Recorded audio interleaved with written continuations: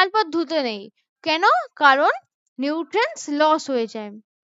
Preservation of food. If food items are kept out for a long time or not stored properly, germs start growing in it. যদি আমরা খাবার বাইরে রেখে দিই অনেকক্ষণ time ধরে, তাহলে সেই খাবারে জার্মস হয়ে যেতে পারে। দ্য ফুড গেট স্পয়েলড, সেই খাবারটা নষ্ট হয়ে যেতে পারে।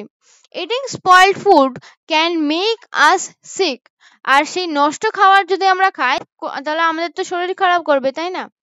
Preservation of food prevents it from getting spoiled.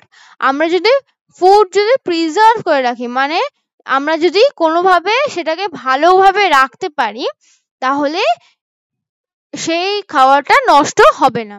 There are many ways in which food can be preserved. Refrigeration. Food is